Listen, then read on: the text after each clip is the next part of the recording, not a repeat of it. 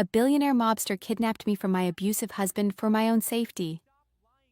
I thought fighting back against my drunk husband would only make the beatings worse. But then Dante Castellanos sat at my table. He didn't just ask about my black eye. He ordered a full background check on me. By sunset, his massive bodyguards were dragging my husband out of our apartment, and Dante looked at me dead in the eyes and said, "You're staying in my penthouse now. You don't have a choice." Listen up, guys. Let us step into the dark together.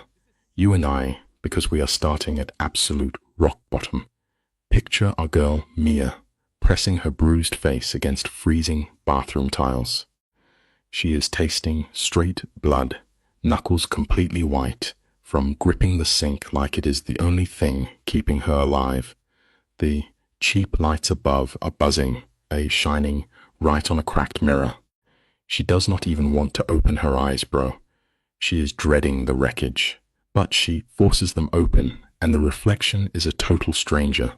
Her lip is completely busted and purple. A nasty, burning bruise is painted across her cheekbone. She holds her aching ribs, taking a shaky breath, whispering about how stupid she feels. Honestly, the hardest lessons always start when we look in the mirror and finally see the truth. "So stupid," she mutters to her broken reflection. Right outside that flimsy door, she can literally hear Marcus stomping around their tiny place. Clink goes the bottle on the table. Screech goes the chair on the floor. Every single sound makes her flinch so hard you can feel it. Her muscles lock up, bracing for this absolute trash bag of a guy to come swinging again. Desperate for a grip on reality, she rips open the faucet. Freezing water blasts over her shaking hands, dragging her back from a massive panic attack. She splashes her swollen face and hisses as the cold bites into her busted lip. It is crazy how fear can trap you, but hitting absolute zero is usually the exact moment you start learning how to fight back and survive. She watches the pink, bloody water wash down the drain, disappearing exactly like her friends and self-respect did over the last 2 years. The wildest thing about toxic love is that the sweetest beginnings always blind you to the darkest endings. Marcus was not always this monster. When they first crossed paths, the dude was pure charm. He promised her a massive upgrade from working double shifts at some fancy Italian joint. He flexed with crazy dinners he could not afford, playing the rock she needed after growing up alone in foster care. Then came the very first time he hit her. He cried like a baby afterward, begging and swearing it was a one-time mistake. The lesson here: never let an apology blind you to the actual truth. The second time he laid hands on her, Marcus blamed the stress of getting fired. By round 3, the apologies vanished, replaced by ice-cold silence. Back in the bathroom, Mia taps her skin with a ragged towel, terrified to press on the fresh damage. Her hands are on full autopilot. She pops open the rusty cabinet, reaching right past his junk to grab her secret stash. Heavy foundation, maximum coverage concealer, thick powder.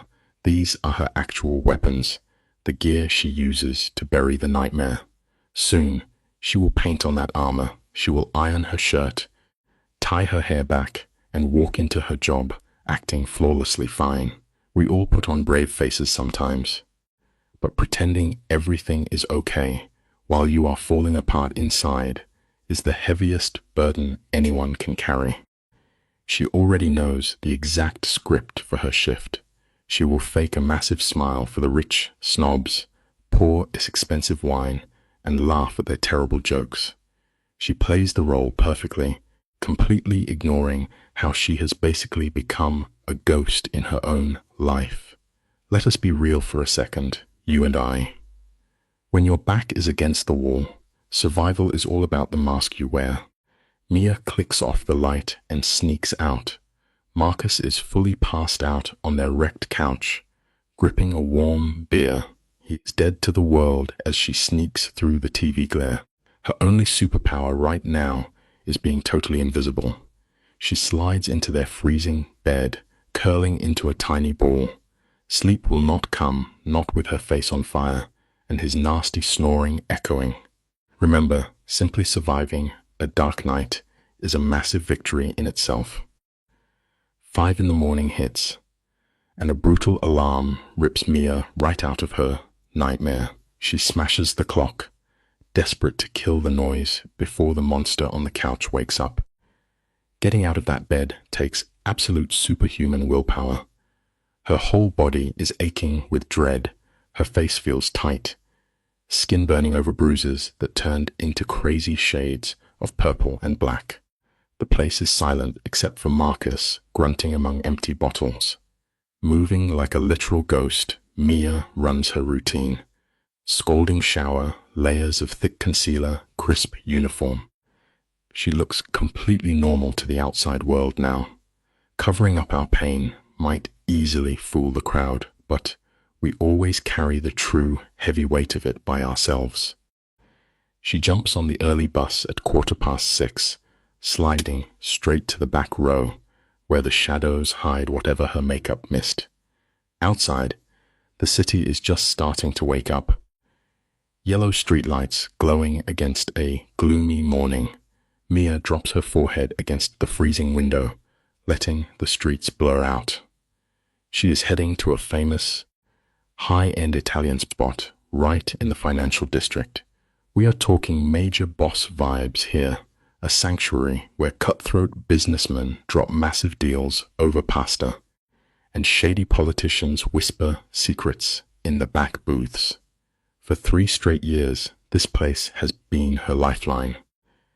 Finding a single spot where you feel genuinely safe and respected can anchor your whole life, and for Mia, this chaotic restaurant is exactly that safe haven. The boss of this joint is Giuseppe, a massive Italian dude in his 60s who took a huge gamble on a desperate girl years ago. He expects absolute perfection from his crew, but he hands out serious cash. Best part? He completely ignores the ugly bruises Mia sometimes fails to hide. She sneaks through the alley door before 7, locking her crisp apron tight. The crazy good smell of roasted garlic, basil, and dough hits her like a warm hug.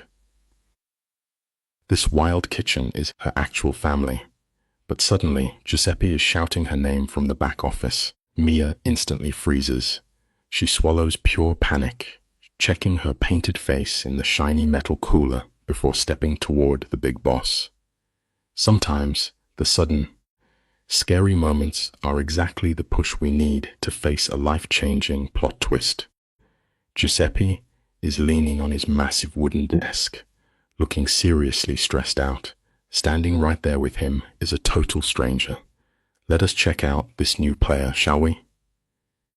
He is wearing a charcoal suit that easily costs triple her rent. Giuseppe says his name is Marco, supposedly here for a private security gig. That lie is so obvious you could cut it with a knife. But Mia just plays along. In a city run by mob bosses, this spot is untouchable neutral ground. Marco sticks his hand out and Mia grabs it. His handshake is insane, hard and fast. His dark, laser-focused eyes scan right over her face, staring with a terrifying heat that makes her want to bolt. The eyes never lie. And paying close attention to a stranger's gaze might just save your life when trouble walks into the room. This dude is handsome, but it is the kind of look that screams massive danger. He has this chiseled jaw, dark hair, and freezing cold eyes that are totally scanning the room for weak spots. He tells her it is nice to meet her, sounding smoother than top-shelf bourbon. Mia mumbles a quick hello and practically runs out to the dining room, her heart beating like crazy against her bruised ribs. Something about Marco's look made her skin crawl. It felt like he literally x-rayed right through her thick makeup and saw the broken person underneath. She spends the next hour's stress prepping the restaurant, laying out crystal glasses. It is a solid lesson that no matter how thick you build your walls, the right person will always know exactly how to see straight through your disguise. The doors do not open until 11, but everything must look pristine. Mia is scrubbing wine glasses when she feels an intense stare burning her neck. She spins around. Marco is chilling against the bar, watching her work. His jacket is off, sleeves rolled up, revealing thick muscle and pale scars. Truly, our scars are like history books, written on the skin, showing the hard truths we try to hide. He compliments her fast hands. Mia mutters about having years of practice, grabbing another glass to avoid looking at him. He mentions the boss called her the absolute MVP of the floor. Mia tries to shrug it, but Marco steps right up, totally invading her bubble. Let me tell you, when danger steps directly into your space, you are forced to figure out how strong you really are. Marco drifts closer, and Mia catches his aura. He smells like expensive cologne, but underneath it, pure violence. I am talking old leather, cold smoke, and gunpowder. Listen close, because this is the plot twist we have been waiting for. Marco casually mentions he does not buy the boss being a nice guy. Mia goes silent, glass until her fingers cramp, and then, boom, he calls out the massive bruise buried under her makeup. Mia literally forgets how to breathe. She almost drops the fragile glass. She tries to stutter a denial, but he shuts her down. His voice drops into a dark, intense whisper. He lists every single red flag he spotted. The limp, the busted eye, the flinch.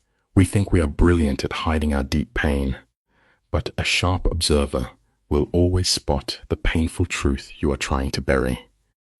Mia is burning up, her face flushed red as pure shame and rage twist her stomach into a knot. She snaps at Marco, telling him her life is absolutely 0% his business. But Marco just steps closer. The heat coming off this absolute unit of a man is insane, and he whispers that it might just become his business. Panic makes people bold, so Mia demands to know if he is threatening her. That sharp tone makes a dangerous spark flash in his dark eyes. Dude legitimately respects the attitude. He swears he is no threat. Right then, Giuseppe bursts from the kitchen, clapping his giant hands, barking at Marco to check the cams and yelling at Mia to prep the table. The heavy tension vanishes instantly. Sometimes, a sudden, chaotic distraction is just the universe trying to voice save us from our own reckless choices. Marco locks eyes with Mia for one heartbeat, and bro, it is heavy. It is that silent nod between two people who have been dragged through the absolute mud. Then he walks off, leaving her shaking and realizing her emotional walls are totally crumbling. To dodge a meltdown, Mia speed runs prepping the private room for the Castellano family. We are talking filthy money tied to the absolute darkest parts of the city. She has served them before, always playing the invisible background character. Before noon, the real heavy hitters roll up. Politicians, businessmen, even the district attorney. It is a massive reality check, guys. You and I both know the world is not fair, and this scene is a harsh reminder that the exact same people breaking the rules out on the streets are usually the ones writing them. These corrupt suits settle into their private bunker, dripping with that untouchable rich guy arrogance, and then the main boss walks in. Dante Castellano. Now, Mia has poured this dude's wine before, but she never actually looked at him. You do not just stare at the Grim Reaper when he is holding the city by its throat, right? But today, she literally cannot look away. The guy is maybe 32, gliding into the room like a hungry tiger, flanked by two massive goons. His black suit is custom tailored to perfection. He is pure intimidation. It is wild how the human brain works in these tense moments. Sometimes our survival instinct screams at us to run away as fast as possible, but other times we just stand completely paralyzed, mesmerized by the exact thing that could destroy us. Dante's hair has that effortless flex that costs $1,000, but his face demands total surrender. The dude is gorgeous, but in a freezing, ruthless way. His dead eyes scan the room like a sniper picking targets, and his aura is so heavy it feels like a humid summer day. Affirm, the second he drops in, all the loud chatter flatlines.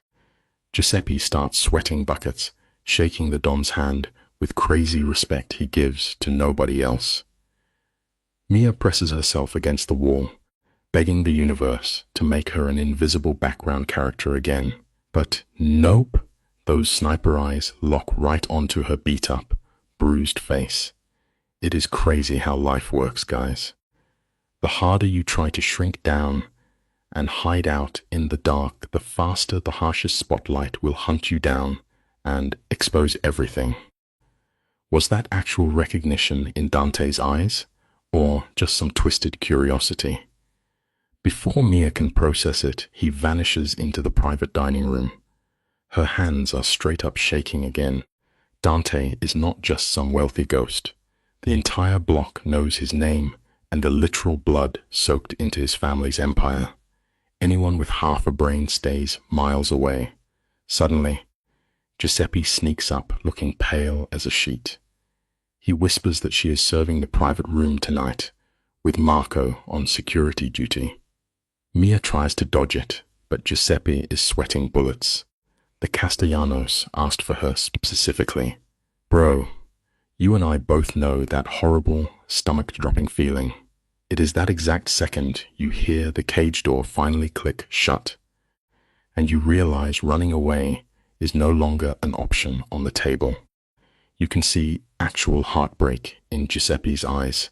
He tells her he would say no to them if he could, but nobody denies a Castellano. Mia gets it. She squares up her tired shoulders, takes one last look at her bruised face in the mirror, and pushes those heavy doors open. 12 absolute mobsters are chilling at the table, with Dante sitting at the head like a literal king. Marco is parked by the wall, watching her every move. The room smells like expensive cigars, heavy cologne, and pure, unfiltered danger. Every survival instinct she has is screaming at her to dip, but she somehow keeps her voice totally chill and starts serving drinks. Listen up, folks. Real bravery is not about being fearless. It is about feeling your knees totally give out, but forcing yourself to step forward anyway. She is moving around the table, topping off waters and totally ignoring the sketchy, predatory ways these dudes are sizing her up. She is used to it. In her messed up world, women are basically treated like trash. But the second steps up to Dante, the whole vibe glitches. He looks up at her, and that bored rich guy stare vanishes. He zeroes in on her bruised face like he just found a missing puzzle piece. Watch closely, guys. His polite mask literally freezes into pure ice. His voice cuts right through the loud chatter like a sharp blade, demanding to know who wrecked her face. Immediately, all 12 mobsters shut up. It just proves that sometimes the absolute most terrifying thing you can experience in the middle of a raging hurricane is sudden, dead silence. Mia instantly flinches, totally expecting a backhand. But nah, Dante catches her chin, and his grip is shockingly soft. He tilts her bruised face into the light and asks again, super quiet but insanely deadly, "Who did this?" She panics, begging him to drop it, dropping the classic lie that she just fell. It feels like ash in her mouth. Then, this Mafia boss gently brushes his thumb over her cheekbone, and that tiny bit of kindness makes her eyes well up with hot tears. He calls her Mia, warning her never to lie to him. Of course he knows her name. She begs him to let it go, because she desperately needs this gig. It is a tough pill to swallow, but desperation will literally have you defending the exact same toxic situations that are completely destroying your life. Something absolutely unhinged flashes in the Don's eyes. He lets go of her face and snaps right to his security squad. He orders his boys to dig up exactly where she lives, who she lives with, and wants a full dossier by sunset. Mia is low-key choking on panic, trying to tell him to stop, but Dante just stares right into her soul. For a split second, you can actually see the real human hiding behind his Mafia boss armor. He flat out tells her she is under his protection now, zero debate allowed, and casually sits back down. A freezing chill hits Mia's bones because she knows her entire life just got hijacked. It really makes you think. We spend our whole lives begging the universe for a savior, but we totally forget that sometimes pure salvation looks exactly like a deal with the devil. The rest of her shift is just an absolute fever dream. Mia keeps her head down, pouring expensive wine and faking a customer service smile, while her whole reality does backflips. She can literally feel Dante's eyes tracking her every move like a laser. When the mobsters finally pack up and bounce, Mia's legs just give out. She hides by the walk-in freezer, fighting off a panic attack. Giuseppe finds her there, looking super defeated. He tells her to clock out early, keeps her on full pay, and gently squeezes her shoulder. He mutters that whatever happens next is totally out of his control now. At the time, Mia is just confused. You and I have probably been there too. We almost never clock the true weight of a quiet warning until the hurricane has already blown the roof straight off our house. Mia switches into her ratty old hoodie in the bathroom, hands shaking out of control. When she steps into the back alley, the sunset is bruised with crazy purple colors. And guess what? A pitch-black Mercedes is just chilling in the shadows. Marco is standing by the open door like an absolute brick wall. He tells her to get in. She tries to flex, saying she is catching the bus, but Marco is not having it. He just shakes his head. Boss's orders. He straight up says she can get in the car, or he will physically toss her in the back. Knowing she is totally outmatched, she gives up and hops in. The entire drive to her sketchy neighborhood is dead quiet, just the heavy hum of the engine. When someone with massive power rips away all your choices, that empty silence easily becomes the absolute loudest sound on earth. When this luxury tank rolls up to her busted apartment building, Marco finally turns around. He warns her to bolt her doors tonight, letting her know Castellano does not do fake threats. If the Don says she is protected, she is untouchable. Mia sprints inside, her heart hammering against her bruised ribs. Like, what does protection even mean from a mafia kingpin to a broke waitress? Her tiny apartment is pitch black. Marcus is not home yet, probably out blowing his paycheck at some garbage bar. She should feel lucky he is gone, but instead, pure dread locks her in place. She bolts the door, shuts the blinds, and just sits in the dark, waiting. Listen, life teaches you this the hard way. Sitting around in pure agony, waiting for the bad thing to happen, is honestly way worse than actually taking the punch to the jaw. Okay guys, picture this setup. Mia is literally just sitting in the dark, bracing herself for an absolute disaster. 3 hours later, her garbage husband Marcus kicks the door down, reeking of cheap booze and pure rage. She doesn't even make a peep while this absolute coward throws her into the drywall. No fighting back, because she knows fighting a trash bag like him only makes it worse. So she's curled up on that nasty floor, tasting iron, and what's she thinking about? The local mafia boss, Dante. She's dreaming of this dark-eyed kingpin swooping in to save her. It just goes to show you, when you're pushed to absolute rock bottom, Your brain will grab onto literally any lifeline it can find, even if it happens to belong to the devil himself. Mia wakes up the next day, sounding absolutely wrecked, just pathetic little whimpers echoing in the room. The morning light is hitting off these gnarly fresh bruises, and she's stuck on the floor feeling like she's breathing actual shattered glass. Her ribs are practically screaming at her to stay still, and guess what? Marcus is already out of there. The dude's a massive coward who always bails before he has to look at the absolute wreckage he caused. The whole place just smells like stale beer and pathetic regret. We gotta talk about this, guys. People think that just because a toxic person leaves the room, things are peaceful. But honestly, that heavy, bleeding silence they leave behind is really just a totally different flavor of violence. Let's look at the facts here. Mia is staring in her bathroom mirror, looking like a straight-up horror movie victim. Out of nowhere, her phone starts buzzing. It's a text from Big Bad Marco, the right-hand man of the boss.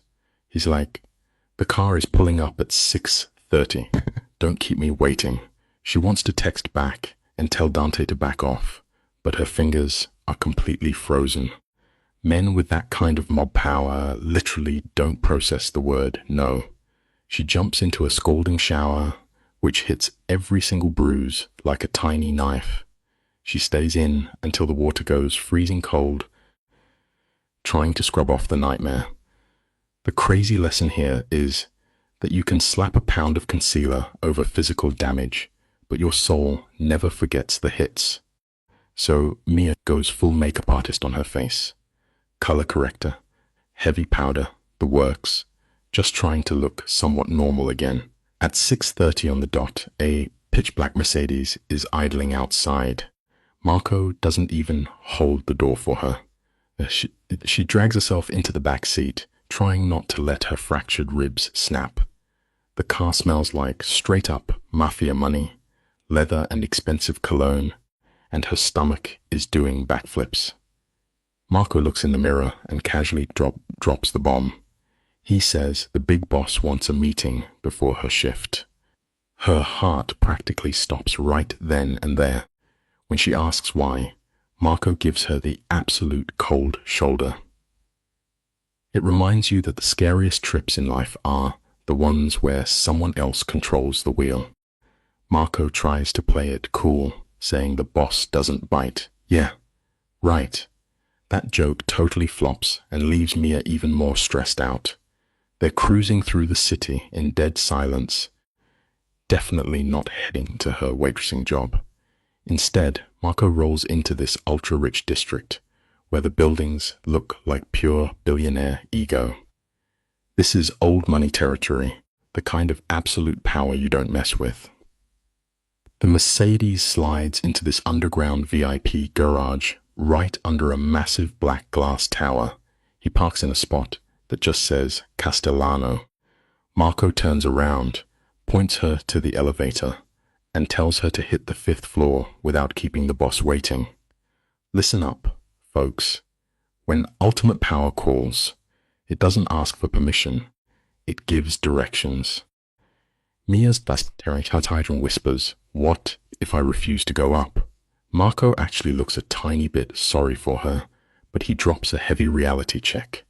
He says he'll physically carry her if he has to. She's going up no matter what. She steps into an insanely fancy elevator covered in polished mirrors. It's basically a torture chamber, forcing her to look at her own busted-up face from every possible angle. She looks so insanely small and breakable in there. The doors open to this ridiculous marble lobby with priceless paintings. The receptionist doesn't even blink at her. It is a super harsh reality check, but honestly, guys, it doesn't matter if a room is coated in 24-karat gold and millions of dollars of art. A cage is always going to be a cage. The receptionist calls out Mia's name with zero emotion. They totally knew she was coming. Mia nods and the lady points her straight to the boss's office. Mia's walking across this massive floor, feeling like her legs are made of heavy cement. She gets to these giant, solid wood doors that probably cost more than my entire house. She raises her shaky little hand to knock. But before she even touches the wood, Dante's deep voice calls out from inside. He tells her to come in. This guy has cameras everywhere, bro. She walks into an office that absolutely screams boss energy. Dark wood, endless skyline views, the whole city right at his feet. He's just standing there on the phone. The big takeaway here? True authority never has to raise its voice. Now, usually Dante has an army of muscle around him, but today he's completely solo. He actually looks a bit younger, but somehow way more lethal. He holds up one finger to Mia, blasting someone on the phone in rapid-fire icy Italian. You don't even need to speak the language to know he's about to ruin somebody's life. He puts the phone down, and then his eyes lock onto Mia. Boom. The cool guy act drops completely. He looks so furious he might actually explode. He crosses the room in 3 huge steps, grabs her face, and pulls her right into the light. He growls, "Out." He did this. Bro, it wasn't even a question. It's a crazy reminder that the people who protect us often carry a darkness just as scary as the absolute worst villains we're running from. Mia tries to play dumb, stammering that she doesn't know what he's talking about. Dante shuts that down instantly. He tells her not to lie in this super soft, terrifyingly heavy Mafia voice. He says he reads people for a living, and she's awful at hiding things. He rubs his thumb over her fresh bruises, and he's being so surprisingly gentle that she almost starts sobbing right there. Up close, you can see Dante's jaw clenching with pure rage. He demands the guy's name. She finally cracks and whispers, "Marcus, my husband." Dante instantly clocks her empty hands and points out she has no wedding ring. She admits the absolute loser sold it for drinking cash. Listen to this brutal truth, folks. The worst damage we take usually comes from those who swore to protect us. Dante turns around and just stares blindly out of his massive billionaire windows. His fists are clenched so tight, his knuckles are glowing white. When he finally speaks, his voice has zero emotion. He asks how long this has been happening. Mia chokes out that they've been married for 2 brutal years. She's so ashamed she can't even say the word abuse, so Dante says it for her. He points out she's been terrorized in her own home. Mia gets hit with this wave of misplaced guilt and actually tries to defend the guy. Dante spins around, completely losing his mind, and yells, "Not his fault. The boss energy is suffocating." He tells her point blank, "This ends right now, guys. Remember this. Taking the blame for someone's toxic behavior will only end up destroying your own life." Mia's freaking out, telling him he can't just step into her marriage. Dante practically roars back that he runs this city and does whatever he wants. He gets right in her personal space, claiming her under his Mafia protection, saying anyone who touches her is a dead man. Mia's totally confused. She asks why a massive kingpin cares about a random waitress. Dante gets dead quiet. "You know the craziest secrets live in that silence, right?" He looks at her face and drops a massive law bomb. 25 years ago, his own mom was a waitress, until his dad saved her from an abusive partner. Here's the deep truth. Sometimes people go to extreme lengths to save a stranger purely because they're desperately trying to heal the broken parts of their own tragic history.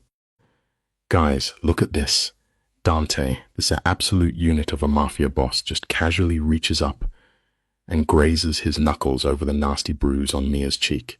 He drops this heavy backstory, talking about how Dante drops his voice into this straight-up lethal register.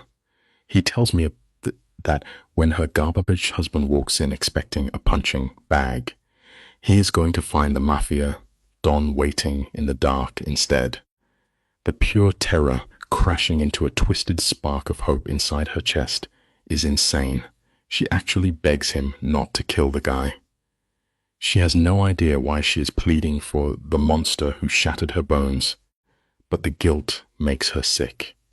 Dante studies her shaking frame and promises not to end him, but swears the guy will learn the exact cost of breaking what belongs to the boss. Look, you and I both know this profound tragedy.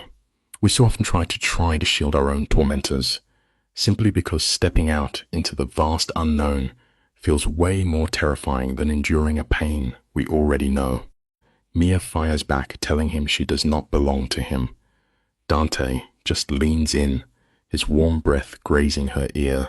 He whispers that the exact moment he saw those bruises and decided they offended him, she became his absolute power move. Guys, he heads for the doors, telling her Marco will drive her while he handles the rest. She calls out to Mr. Castellano, but he softly tells her to call him Dante. He wants her to remember one thing. She did not ask for his protection, he chose to give it. Her husband brought this on himself. It is a heavy lesson we all have to accept. Our salvation does not always arrive wearing bright, white angel wings. Sometimes it walks right through the door wearing a tailored suit, carrying the dark weight of the criminal underworld. And just like that, the Don is gone. Mia stands alone in that office, her pulse hammering. The terrifying realization settles in that her life is permanently derailed. Her restaurant shift vanishes in a sickening blur of panic. She moves like a ghost, pouring wine, her hands trembling violently. She keeps watching the door, terrified her husband will burst through. The old bartender leans in quietly and drops a truth bomb. The Castellano family protects what they claim, but they also completely own what they protect. Marco drives her home as the sun bleeds across the city skyline. This whole situation teaches us a grim reality about survival. True freedom is rarely ever free. Sometimes we are just forced to trade one brutal cage for a much more beautiful one. Heavy silence fills the car, that suffocating quiet before a massive storm hits. Mia sits there completely paralyzed, staring at her building. Marco kills the engine but keeps the doors locked. He mutters that the boss will be here soon and they will handle it. She asks how they plan to handle it, even though she already knows the dark answer. Marco catches her terrified gaze in the mirror and says, however needs handling. He orders her to wait at the neon-lit diner across the street, straight up forbidding her from going home. Out in the cold, she gets a bitter coffee she will never drink, watching her window like a ticking time bomb. You see, sometimes the hardest walk we ever take in this life is the one away from a familiar pain, straight into the terrifying unknown. 20 minutes bleed by before a sleek black SUV creeps to the curb. Dante steps out into the streetlights, followed by two absolute mountains of scarred muscle. These guys are not just men, they are pure violence breathing in the night air. From her diner booth, Mia watches them vanish into her building. 3 floors up, her living room lights flicker to life. Her bruised ribs ache as she realizes the sheer force of the monster she just unleashed on her husband. Her coffee turns to ice water, but she grips that cheap mug like a literal lifeline. Through the dusty glass, she can see brutal shadows dancing across her curtains. It is a tragic truth we all face eventually. Once we open the door to the dark, we can never fully control the shadows that slip inside. Those shadows in the window start moving with sharp, violent jerks, turning her stomach into a knot of dread. What are they doing to Marcus up there? Her survival instinct screams that her abusive husband deserves the boss's wrath. But the ghost of the guy he used to be, before the whiskey and the rage, makes her sick with guilt. A waitress walks up and offers a refill. Mia softly says no. The woman hesitates, wanting to offer comfort, until a deadly glare from the counter chases her away.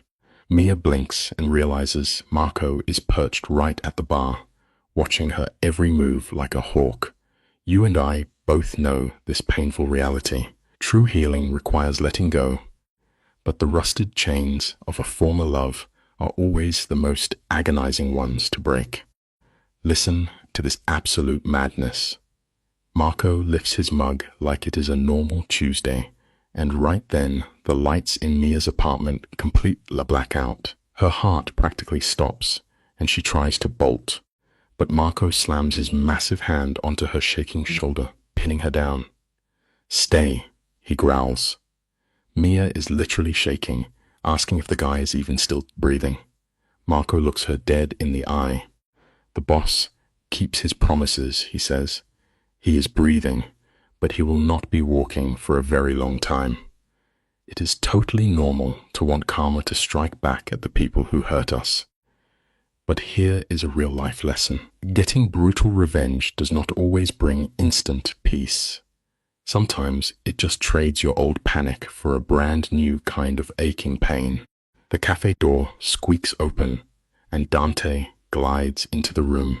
At first glance, he looks like the same untouchable ghost from this morning. Crisp suit, perfect hair, looking like a movie star. But Mia instantly feels this terrifying, dark energy radiating off him.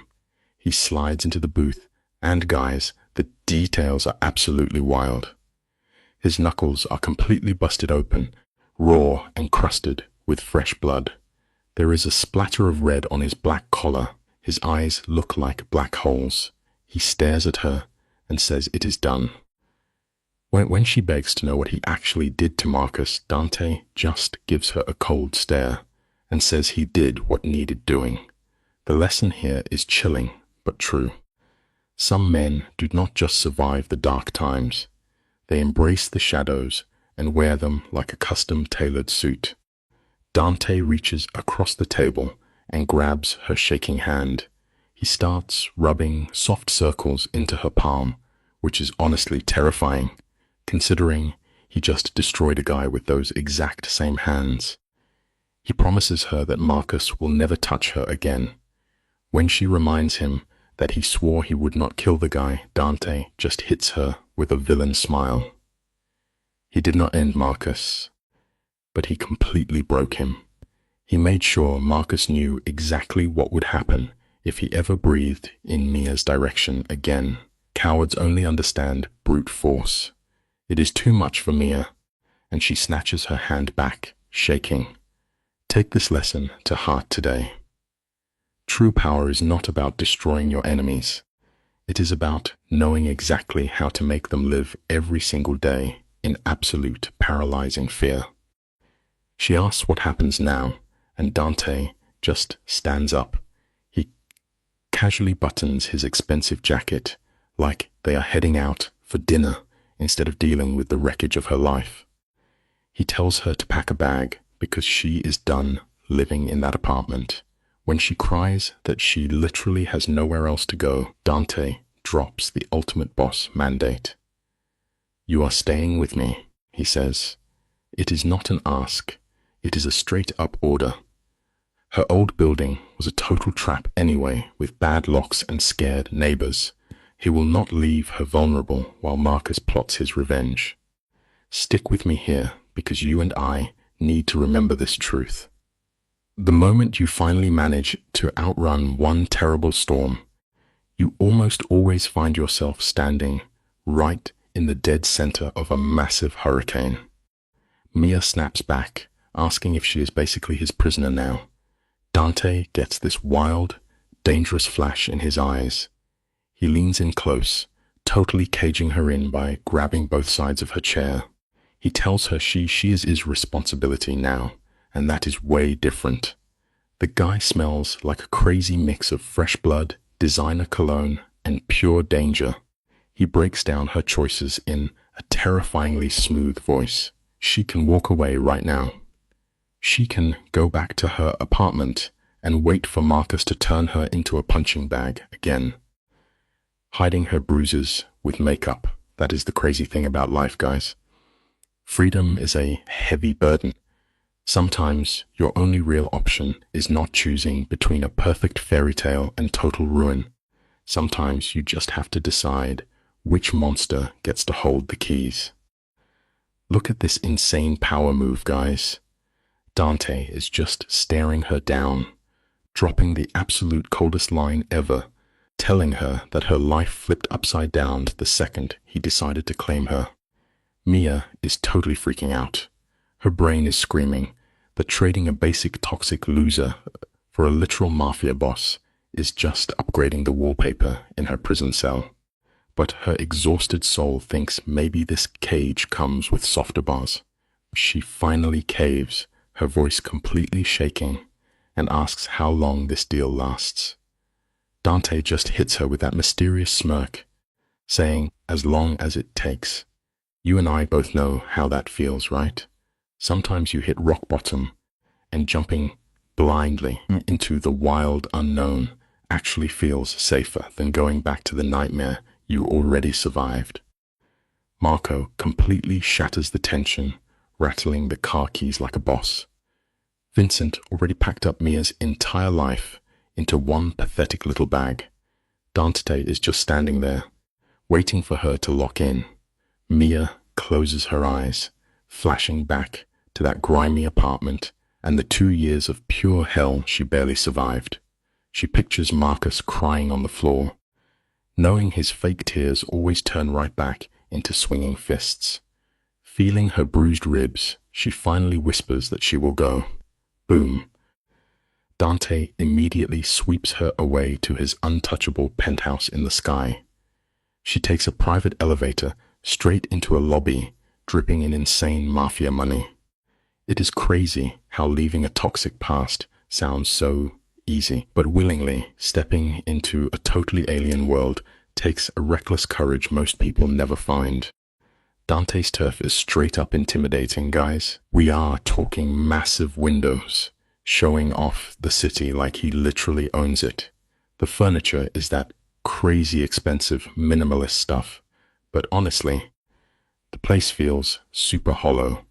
It is less like a home and more like a flex museum. Dante points her to the guest room while ripping off his ruined suit jacket. As he rolls up his sleeves, the bright lights catch his arms, and wow, plot twist, that he is covered in jagged scars leading right down to the split, bloody knuckles he just used to absolutely wreck her garbage husband. It really makes you think about life. Have you ever noticed how the absolute most beautiful, spotless spaces in this world are almost always built by hands that have survived the absolute ugliest sides of human nature? Mia is frozen on the marble floor, totally lost in the sauce. She has no idea if she should thank this kingpin for destroying her husband or beg to know the price of his protection. Dante reads her panic like a book, strolls to his bar, and pours 2 massive glasses of whiskey. He hands her one and flat out says he knows she is terrified of what he wants. She nods, shaking. He claims he wants nothing. Mia is not buying that, clapping back that guys like him do not do free favors.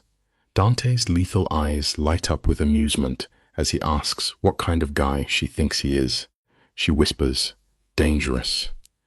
Constant suspicion is a heavy armor, honestly. It protects our fragile hearts from getting wrecked, but it also locks us away from experiencing totally unexpected grace. Mia whispers that dangerous men do not save broken waitresses out of sheer kindness. Dante steps right into her space. He hits her with a reality check, telling her she is absolutely not broken. Damaged? Yeah. Hurt? For sure, but broken things cannot fight back, and she has been fighting every single day. Mia shakes her head, claiming she is barely existing. Dante goes soft, telling her that sometimes just existing is the biggest flex of all. He heads out to handle some dark mob business, leaving his top enforcer Marco at her door as a human shield. Let me drop a real-life lesson here. There is an incredible strength in simply refusing to shatter, even when this brutal world keeps swinging its absolute heaviest hammer right at your tired soul. Let us unpack this insane moment together. Dante sounds absolutely ruthless. He tells her he is sending a brutal message to anyone who even thinks about looking at her funny. If they touch her, they deal with the boss himself. That level of possessive energy should be a giant red flag, right? But plot twist, Mia actually feels a crazy warm sense of safety she has not felt in years. When she asks why he cares so much, Dante goes dead silent. The guy looks like he is drowning in old trauma. He drops a bomb, saying he was only 5 when he had to watch his own mom try to cover up her black eyes with cheap makeup. It hits so hard, guys. Sometimes, the deepest and ugliest scars we carry around end up becoming the absolute best shields we use to protect the people who need us the most. Dante opens up about hearing his mom crying through the walls every night. He was just a powerless kid begging the universe to end his nightmare. He sets his drink down and reveals his ultimate origin story. He made a blood vow that if he ever got power, he would permanently delete men who use fists to feel strong, with zero mercy. That is a wild confession from a dude who runs the underworld.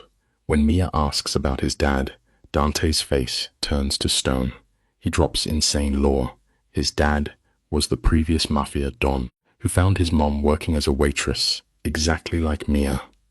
Here is a real-life lesson for you.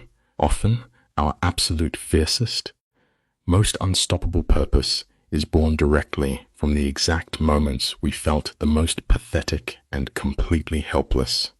His mom was running for her life from a monster, just trying to keep baby Dante safe. The old Mafia boss fell crazy in love, married her, and made Dante his heir. Then, he delivered the ultimate vendetta to the toxic ex.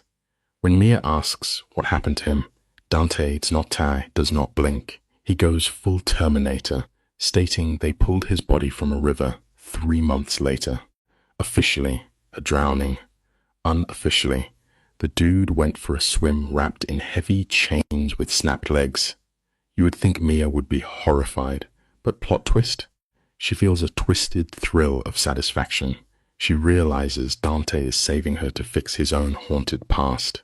Sometimes, the absolute only way to heal your own deepest trauma is by saving another person from suffering the exact same brutal fate. Mia thinks she is just a stand-in for his mom, but Dante shuts that down fast. He steps close and gently cups her cheek. Seeing this lethal mob boss show such insane softness is wild. He tells her she reminds him of everyone who felt powerless, and since he is the Don, he is flipping the script. His thumb grazes her bruise, drawing a gasp of pain and pure chemistry. Dante's eyes get super dark. He whispers in this low, gravelly voice, telling her to sleep while he handles tomorrow's garbage. Boom, he leaves, dropping her alone in the penthouse with her heart racing. Here is the real takeaway, guys. True strength is not always trying to solo the boss fight. Sometimes, it is having the absolute guts to let somebody else carry your heaviest burdens. Stick with me, because this is where the plot totally flips. Yesterday, Mia was a broken girl, suffocating in a toxic cycle. Tonight, she is chilling in a penthouse, guarded by the most lethal Mafia Don in the city. The crazy part? She feels safer than she has in years. She locks herself in the massive guest room, and for the first time forever, feels a spark of actual hope. But there is zero chance she is sleeping. The room is ridiculously huge, decked out in aesthetic greys that scream old money, making her feel completely out of place. The bed is a literal cloud. It just goes to show how insanely fast life can pivot. 1 second, you are drowning in the dark, and the next, a terrifying stranger literally hands you the master key to escape your own locked cage. For hours, Mia zones out, staring at the aesthetic ceiling. Around 3 in the morning, the elevator doors slide open. She hears Dante's deep, boss-level voice, trading rapid-fire whispers with his enforcer Marco, before absolute silence falls. Exhaustion finally knocks her out, and she wakes to brisk sunlight blasting through the glass. The smell of expensive coffee fills the air. For one glorious second, she totally forgets the drama. Then boom, reality hits like a freight train. She remembers her toxic husband, the brawl, and Dante's terrifying vow to protect her. Her phone suddenly buzzes, shattering the peace. It is wild how much we crave the morning light, completely forgetting that waking up means having to face the harsh reality we desperately tried to sleep through. A text pops up from her boss. He is giving her the week off, fully paid, because Dante already pulled the Mafia strings. The Don literally took over her life without asking. Mia knows she should be mad about the red flags, but a massive wave of relief crashes over her instead. She can finally stop pretending she is okay. She jumps into the marble shower, letting the hot water soothe her bruised ribs. When she gets out, plot twist. Her stuff is already perfectly unpacked. Her clothes, her makeup, even her favorite book. It is wild how fast his crew cleared out her old apartment. She throws on a baggy sweater to hide her bruises. Handing over control to a dangerous stranger is totally terrifying. But honestly, sometimes it is the absolute only way you can finally drop your shield and just breathe. Let's set the scene, guys. Mia finally steps out of her room, the brutal bruises on her face fading to yellow. Her makeup isn't a desperate cover-up anymore. Today, it is literal battle armor. She walks into the massive kitchen, and boom, there is Dante. The boss is just chilling by the marble counter, rocking dark pants and a white shirt with rolled-up sleeves. Sipping espresso. Bro actually looks like a normal, approachable guy. But that illusion completely shatters the just millisecond his terrifying eyes lock onto hers. He offers her coffee with this smooth, low murmur. Here is the life lesson for today. The most dangerous predators never look like monsters in the morning light.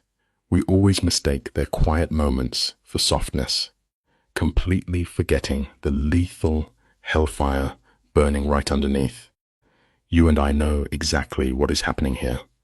Mia is pouring coffee just to keep her trembling hands busy. She grips that mug and tells Dante he didn't have to do any of this. She fiercely insists she is not his burden to carry. But Dante, he steps around that kitchen island moving like a literal apex predator. He drops the absolute hardest line, telling her she became his responsibility the absolute second he decided she was. When she snaps back that she is not some problem to be solved, he looks right through her. He says she is just someone who needed saving but forgot how to ask. Look, here is a massive truth check for you. Asking for help is never a sign of defeat. Sometimes, reaching out your hand is the single bravest thing a broken spirit can do. Suddenly, the elevator chimes. The steel doors slide open, and Marco steps out with this sharp, elegant woman clutching a heavy briefcase. Dante gives a cool nod and introduces her to Mia as Rebecca Chen. Guys, this woman is straight up one of the most ruthless attorneys in the entire state. The lawyer shakes Mia's hand, offering genuine sympathy. Mia is totally spinning, asking the room why on earth she needs legal counsel. Dante does not even blink. With zero hesitation, he casually states that she is filing for divorce, like he is just talking about the weather. It turns out Miss Chen is an absolute shark when it comes to domestic abuse cases. This is wild. But hey, life lesson time. The biggest turning points in your story rarely give you a warning. They just kick down your door and demand that you finally choose freedom. Dante lays out the ultimate master plan. This attorney is going to handle every single brutal detail, the endless paperwork, the strict restraining orders, the absolute legal warfare. All Mia has to do is drop the truth. The gravity of this makes Mia's head spin, and she stammers that he cannot just force the end of her marriage. But Dante steps in dangerously close, dropping his voice into this dark, terrifying register. He literally dares her to look him in the eye and say she wants to stay chained to a monster. The lie completely dies in Mia's throat, because Dante is totally right. Here is a tough lesson to swallow. For people who have been abused, true peace just feels like a fake fairy tale. They have been brutally trained to believe that fighting back only ever brings more devastating pain. Stick with me here, because this is where the plot thickens. Mia desperately grasps at her last excuse, whispering that she absolutely cannot afford this top-tier legal team. Dante shuts that down, instantly revealing the massive bill is already paid. He treats this high-powered lawyer like just another piece of his protection detail. Miss Chen promises Mia that she has destroyed guys like Marcus hundreds of times. But then Mia freezes, asking how they even have documented proof. Bro. Miss Chen pulls out an insane arsenal they built overnight. Covert photos from the cafe, buried medical records from her urgent care visits. They have everything. Here is a massive life lesson. Real protectors do not just drop empty promises. They quietly build an impenetrable fortress around you before you even realize you need it. The lawyer drops another bomb, bringing up testimonies they already grabbed from Mia's co-workers who saw her hidden bruises. They are sitting on a completely bulletproof case. They just need her green light to pull the trigger. Mia stares at Dante in total shock. This dangerous mob boss is actively burning her toxic marriage to the ground. She demands to know why he is going this hard for her. Dante simply says it is because she refuses to save herself. So many good people are brainwashed into thinking that suffering in silence is some honorable duty, and he is here to shatter that lie. When Mia softly asks what he even gets out of this, a flash of raw pain hits his face. Listen, guys, the lesson is deep. Sometimes, saving someone else's soul is the only way to silence the dark ghosts haunting our own. Can we just appreciate the massive character development happening right now? Mia just sits there, fully processing Dante's heavy words. For the very first time, the iron-willed boss showed a crack in his armor, asking for her trust whenever she was ready to give it. This vendetta was not just about his own dark past. This was about proving Mia was actually worth fighting for. She finally turns to Miss Chen and asks what she needs to do. Fast forward 3 hours, and Mia is sitting all alone on Dante's insane penthouse balcony, staring down at the glittering city lights. The vibe is heavy, but so incredibly peaceful. And here is the golden takeaway from this scene. We always talk about fighting our own battles, but honestly, sometimes allowing yourself to be saved is the absolute bravest thing you can do. Miss Chen walked out of that penthouse holding enough dark secrets to completely bury Marcus forever. The restraining order drops tonight, and divorce papers hit his face tomorrow. The nightmare is finally over. But instead of feeling relieved, Mia feels completely untethered. It is like someone just sliced the ropes, holding her down, leaving her drifting. Suddenly, Dante steps out onto the balcony, holding 2 glasses of insanely expensive dark wine. He hands her one without saying a single word and chills in the chair next to her. They sit there in total silence, watching the sun drop behind the massive city skyline. Check out this life lesson, guys. True freedom often feels exactly like you are plummeting to the ground, right up until the exact second you finally learn how to fly. Dante breaks the silence, asking if she is having second thoughts. Mia sips that vintage red wine and whispers she honestly does not know. Think about the crazy plot twist here. 2 years ago, she thought Marcus was her ultimate savior. Now, she is letting this terrifying mafia boss make massive choices for her. When she calls him out for making her decisions, Dante fires back with zero hesitation. He tells her he is just giving her the options she never knew she had. He straight up tells her she can walk out that door right now, and he will not stop her, but he will keep her safe. What an absolute boss move. And here is your life lesson for the video. True power is never about forcing someone to stay. It is about giving them the absolute freedom to choose their own path. Dante turns his head, his intense dark eyes locking onto hers, and drops a massive truth bomb. He says he is doing this because of her mother, but mostly because of her. When Mia desperately asks what she even is to him, the ruthless Don admits he does not know yet, but he fully intends to find out. Guys, the tension here is completely off the charts. This is incredibly dangerous territory. She just escaped a brutal marriage, and he is a man wielding insane underworld power. Every single logical instinct is screaming that this dynamic is a total recipe for disaster. But let us be real, logic never kept anyone warm at night. Just as Mia whispers name, his phone violently buzzes on the table, and his face instantly turns to cold stone. Honestly, life lesson right here. Destiny absolutely hates perfect timing. Dante mutters that he needs to handle business, asking if she will be all right alone.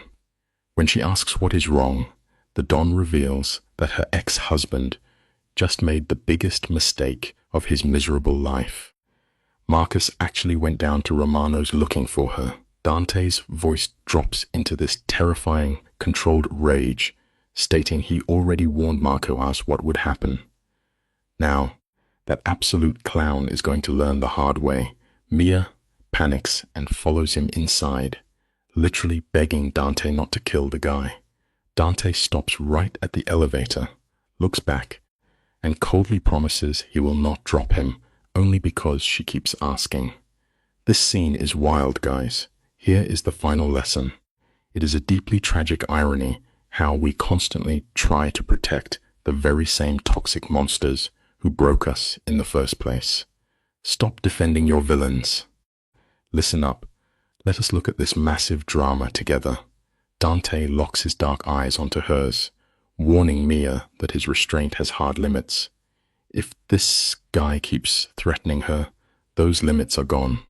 Suddenly, the elevator chimes and Marco steps out, looking like a grim reaper.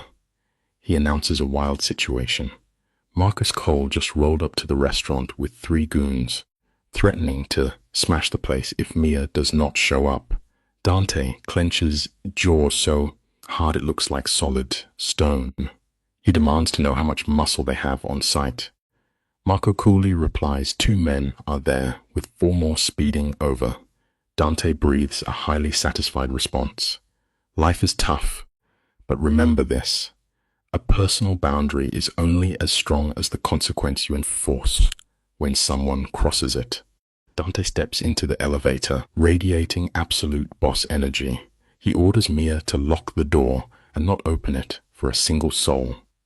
Unless it is Marco. Mia can only nod, her throat way too tight to even force out a word. The steel doors close, leaving her totally alone in the silent foyer. Her heart races like a trapped bird. She is drowning in pure guilt, fully believing Marcus is about to wreck Giuseppe and the restaurant, all because she dared to accept a helping hand. She tragically convinces herself she is broken, and broken people just end up hurting anyone who tries to fix them. Defeated, she locks herself in the guest room as the city lights turn the skyline into a freezing wasteland. It is a harsh reality to face, but guilt is absolutely the heaviest anchor a human soul can ever drag. Somewhere in that neon-soaked night, Dante is handling Marcus. Literal violence is going down in Mia's name, and the craziest part? She does not feel a single drop of pity for her ex. Suddenly, her phone lights up the dark room with a text from an unknown number. It is Marcus, threatening to hunt her down. Her hands shake violently as she takes a screenshot and fires it straight to Marco. Within seconds, her phone rings. Marco sounds coiled like a steel spring, asking where she got the message. He orders her to ghost the number entirely. He tells her the boss is handling it while they slap Marcus with a restraining order, something the lawyers are going to absolutely love. We have all been there, but fear is such a cruel manipulator, always trying to convince your mind that the bad times will never, ever end. Mia nervously asks if Dante is okay. Marco hits her with the ultimate mob enforcer line, saying the boss is always okay. He tells Mia she did the right thing, because toxic guys like Marcus simply do not stop until a bigger dog makes them stop. He hangs up, leaving Mia alone in the shadows, gripping her phone like a lifeline.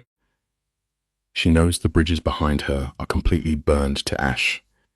She has officially crossed into Dante's extremely dangerous world. It is terrifying, yet a tiny part of her is totally thrilled by it. Dante finally rolls back in right after midnight. She had been dozing on the fancy velvet couch, too stressed to sleep in the bedroom, when the elevator chime wakes her up. Growth is scary, but stepping right into the absolute unknown is often the only real way to escape the ghosts of your past. Mia bolts upright, pure adrenaline flooding her chest. But it is just Dante. He looks completely wrecked in a way she has never seen before. His tailored shirt is violently yanked loose, and there are stark, undeniable drops of blood staining his crisp white collar. He loosens his tie, walking straight to the bar, and casually notes that she is still awake. Mia confesses she was worried, the honest words spilling out before her brain can filter them. Dante stops dead, the harsh lines of his face softening up. He asks if she was worried about him. She wraps her arms around herself and admits she was worried about all of it. Dante pours a massive glass of whiskey and downs the fire in one brutal gulp before walking toward her. Take notes, folks. Vulnerability is a heavy drink, best poured in the dead of night. Dante smoothly drops the ultimate plot twist. Marcus and his idiot squad are currently enjoying a nice trip to the emergency room. We are talking broken noses and cracked ribs. Nothing permanent, but totally painful enough to send a massive message. Mia gasps, terrified about Giuseppe's place, but Dante swears the restaurant is spotless.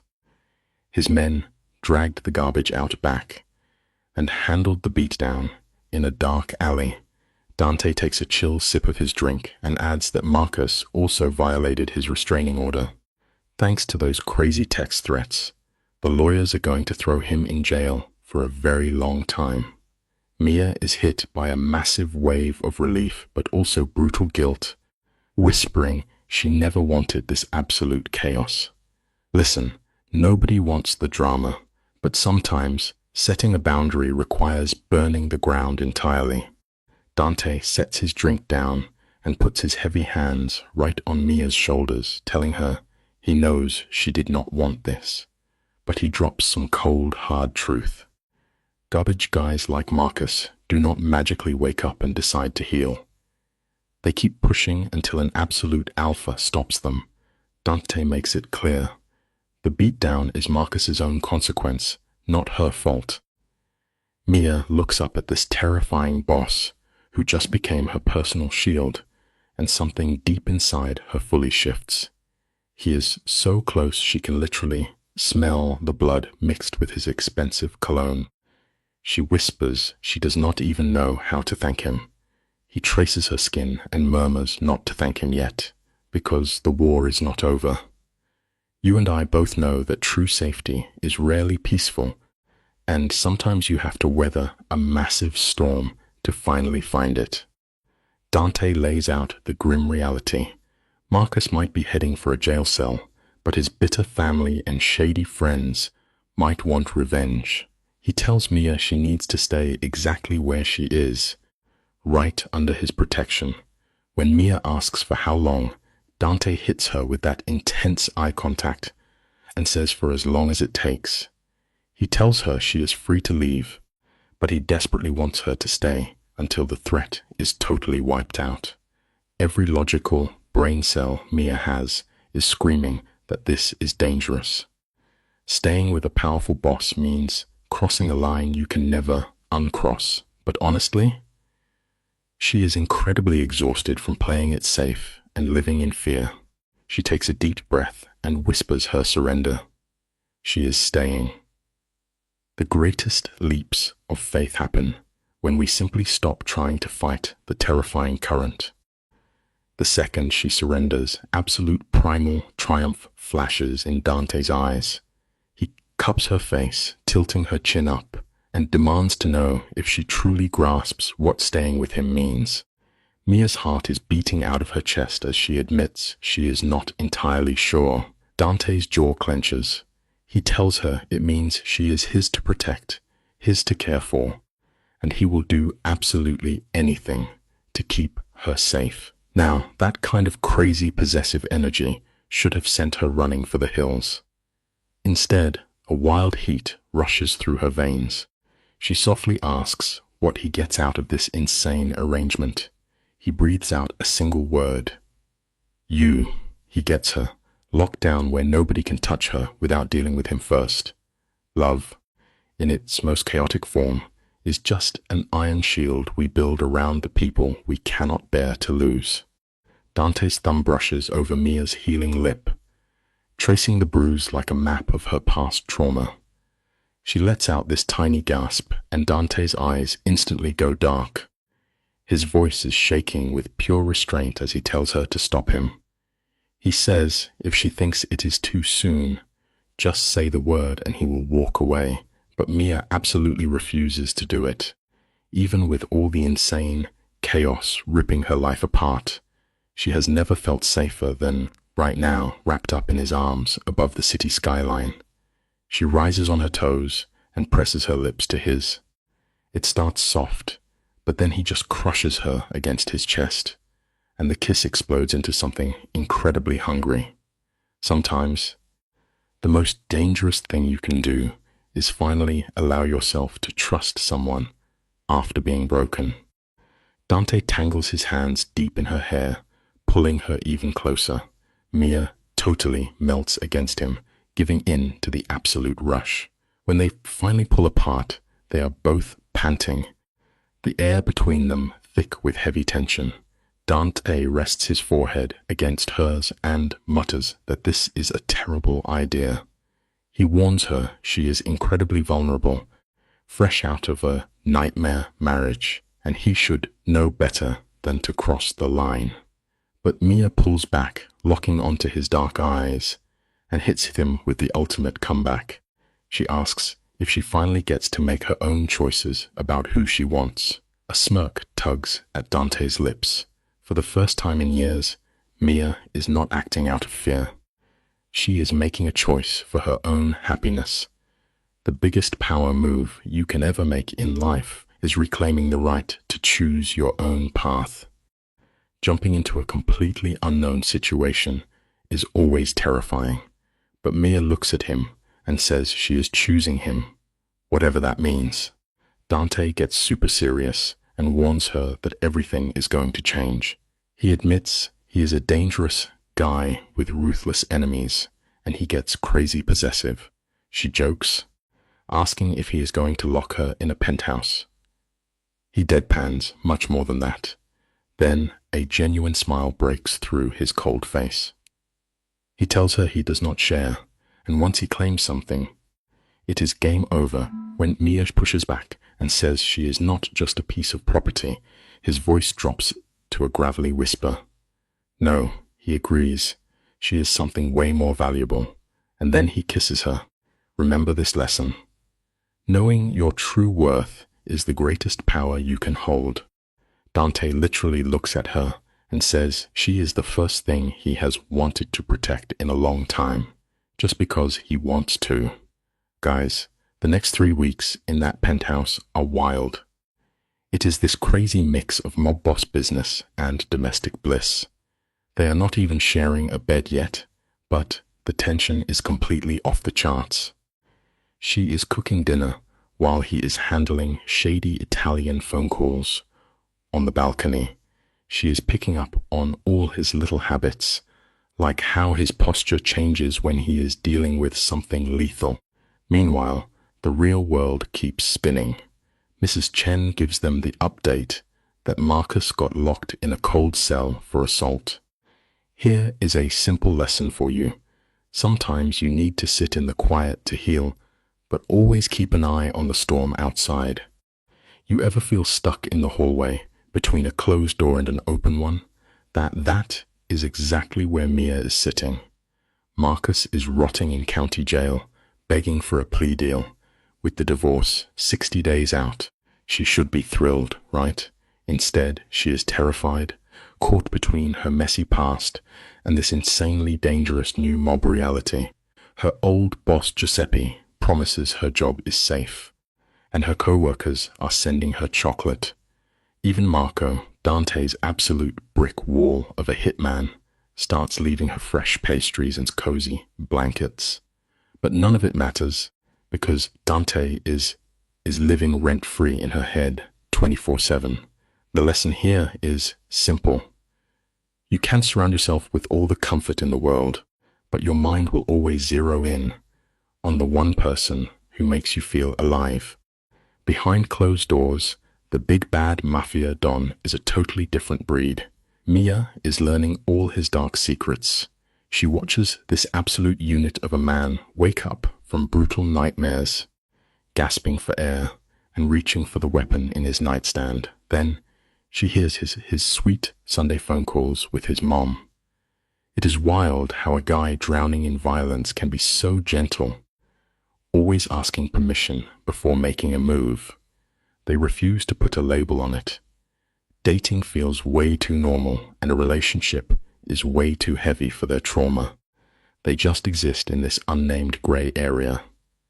But the tension is stacking up like a dark storm waiting to break.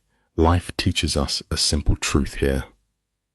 You cannot ignore a spark forever, because eventually the universe is going to strike a match and change everything. Picture this. Mia is brewing some tea when the penthouse doors absolutely fly open. Dante storms in early, and his face is looking more lethal than we have ever seen. Marco and Vincent are right behind him, looking like the Grim Reaper. Mia feels that icy terror hit her spine and asks what is going down. Dante crosses the room in 3 strides and grips her shoulders. He drops the bomb. Marcus made bail. His brother put up his house for the cash. He violated the order 2 hours ago, went straight to her old place, and started threatening people to find her. He does not know about the penthouse yet, but he is looking. Here is your lesson, folks. A legal piece of paper will never stop a toxic person who has absolutely nothing to lose. You have to be ready to protect your own peace. Stick with me here, because this is where the plot goes completely off the rails. Dante is pacing like a caged tiger, eyes blazing with fury. He says people talk when cash is involved, and he regrets not taking Marcus out when he had the chance. Mia begs him to stop, but Dante grabs her face. He tells her he tried playing by the rules with the courts, but the system completely failed her. Her ex is hunting her right now, and the boss is not having it. He turns to Marco with a voice made of absolute ice and gives the chilling order to drag Marcus to the warehouse quietly. The takeaway here is raw but real.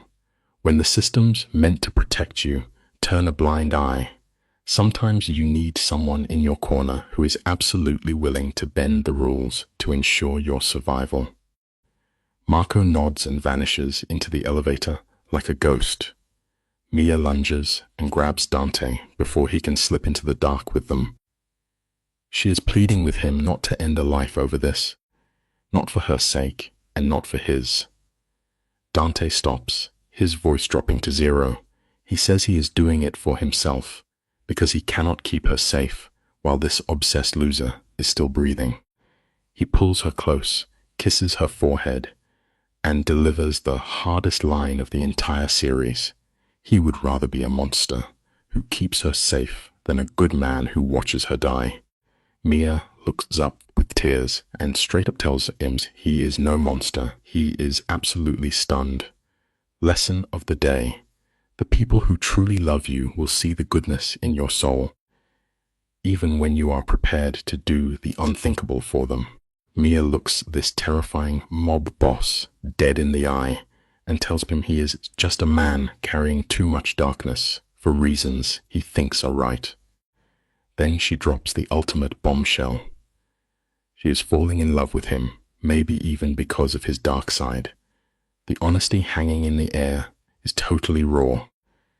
Dante stares at her like she just handed him a fragile piece of glass and he has no clue how to hold it. Then he completely loses it and crashes his lips onto hers in this fierce, claiming kiss. When he pulls back, he is breathless. He tells her to lock the doors and promises to return by morning. She holds her ground and says she loves him too. Simple truth of life right here. Sometimes the most broken people give us the exact kind of fierce love we actually need to finally heal. Her words hit him right in the chest. Dante exhales and confesses he has loved her since the second he saw her bruises and took it personally. He loved her defiance, and that is exactly why he is finishing the job tonight. Then, boom, he is gone. He leaves Mia pacing the penthouse floor, her mind spinning completely out of control. The hours crawl by. She is terrified that if Dante crosses that line and ends Marcus, the darkness will ruin their relationship forever. She stays awake all night until the sun starts painting the skyline in these crazy pink and gold colors. Finally, the elevator chimes. Dante steps out into the morning light, and guys, he is completely alone. Life lesson. Waiting for the storm to pass is honestly way more agonizing than facing the storm itself. Dante looks like he just walked through a meat grinder. His expensive suit is trashed, splattered with blood, and his knuckles are completely raw. But his eyes, totally calm. He just says it is done. Mia rushes over, shaking, and asks the massive question. Did he end him? Dante catches her hands and drops the wildest plot twist. Nope. He put Marcus on a flight to Mexico with 50 grand in cash and a promise that if he ever shows his face again, it is game over. The relief hits Mia so hard her knees literally give out. She is crying, asking why he spared him. Dante's icy glare melts, and he tells her he did it simply because she asked him not to. Here is the lesson. True power is not about destroying your enemies.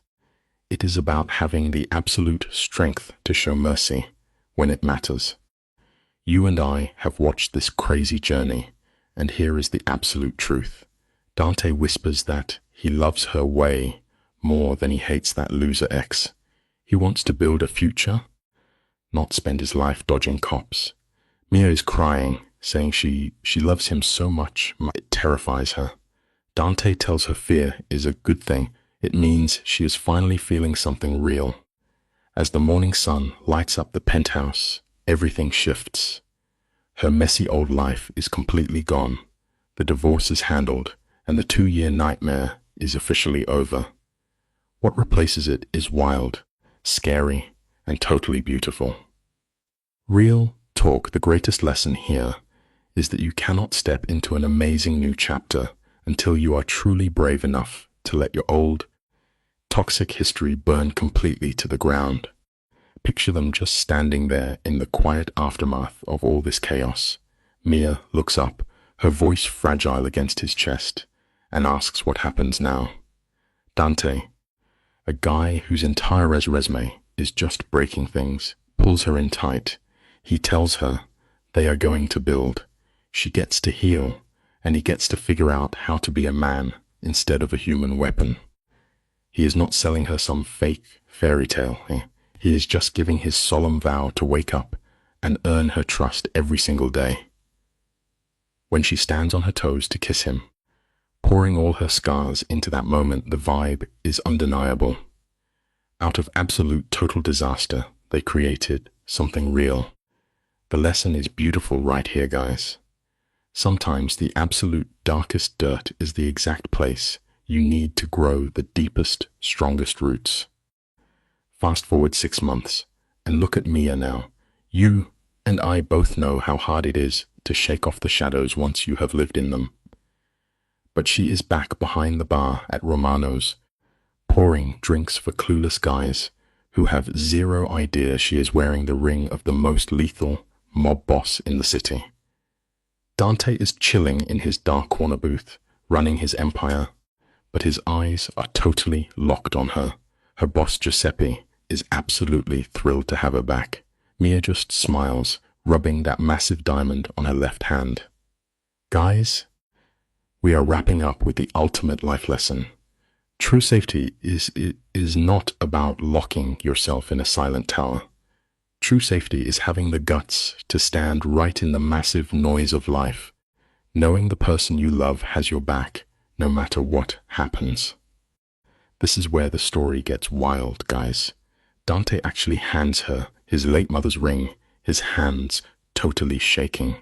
It's this insane moment of vulnerability that makes Mia break down in tears. But get this, she actually keeps her waitressing job. She's building her own life, proving she's a hardened survivor and not just some fragile glass doll he can lock away. Later, Dante catches her eye across the packed restaurant and gives her this intense, private smirk. Just look at the insane character arc here. From a broken girl hiding massive bruises to a queen, running her own life under the wing of a mob boss. It's a fantastic lesson to wrap this up on. No matter how agonizing your past chapters were, they absolutely don't get to dictate the final shape of your tomorrow. Listen up, guys, their life is still an absolute mess.